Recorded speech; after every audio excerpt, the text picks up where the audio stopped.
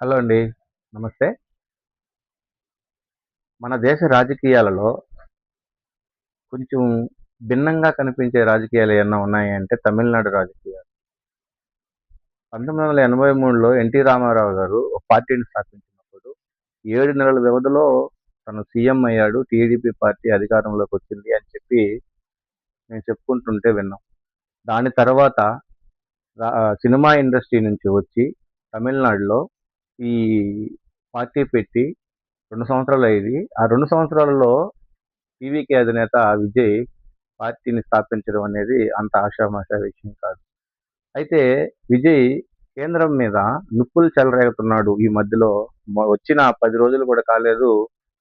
నీటి వ్యవహారం మీద కేంద్రాన్ని గట్టిగా ప్రశ్నించారు. కేంద్రానికి లేఖ కూడా రాశారు. అంటే నీటి వ్యవహారంలో ఏం ప్రశ్నించాడంటే నీట్ పేపర్ రద్దయినప్పుడు అసలు నీట్ అనే ఎగ్జామే లేకుండా ఇంటర్మీడియట్ బేసిస్‌తో ఎవరికైతే ఎక్కువ మార్కులు వస్తాయో వాళ్ళకి ఎంబీబీఎస్ సీట్లు కేటాయించాలి అని చెప్పి గట్టిగా డిమాండ్ చేశాడు.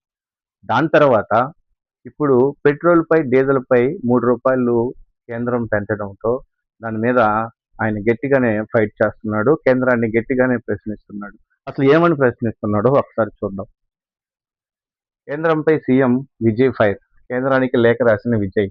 ప్రతిసారి లేఖలు రాస్తూనే ఉన్నాడు. గట్టిగానే ప్రశ్నిస్తున్నాడు. కానీ ఒక రకంగా ఇది నిజమే కదా అనిపిస్తుంది. అది ఎట్లా అనిపిస్తుందో ఒకసారి చూద్దాం.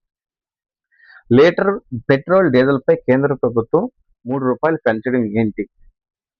అంతర్జాతీయంగా ధరలు తగ్గినప్పుడు వచ్చిన లాభాలను చమురు సంస్థలు తన జోబీలో వేసుకున్నాయి.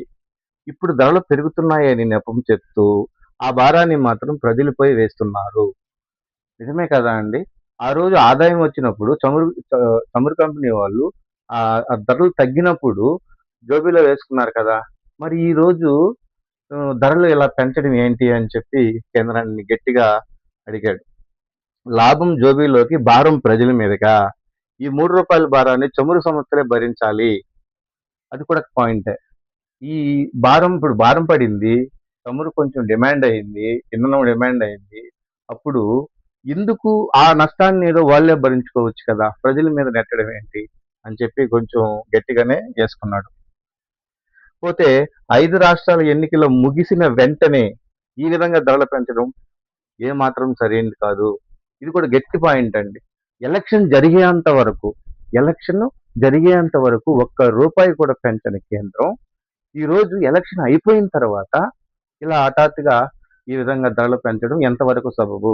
విజయ్ మాట్లాడిన దాంట్లో అర్థం ఉంది. కానీ రెండోది నాణ్యానికి రెండో వైపు ఒకటి ఉంటుంది కదా! దాని గురించి కూడా విచారిద్దాం. అయితే పెంచిన ధరలు ఎలాంటి ఆలస్యం లేకుండా తక్షణమే వెనక్కి తీసుకోవాలి. ఈ ధరల పెంపు వల్ల పేద మధ్యతరగతి కుటుంబాల వాళ్ళు తీవ్ర ఇబ్బందులు పడుతున్నాయి అని చెప్పి విజయ్ కేంద్రానికి లెటర్ రాశాడు. ఈయన చెప్పినటువంటి ఈ 7 పాయింట్లు కరెక్టే.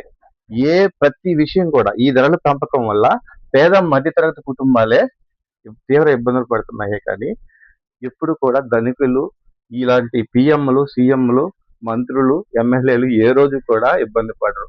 ఈ రూ. 3 పెంచడం వలన అధిక భారం ప్రజల మీదనే పడుతుంది. కానీ ఇప్పుడు నాణ్యానికి రెండో వైపు మనం చూడాలి.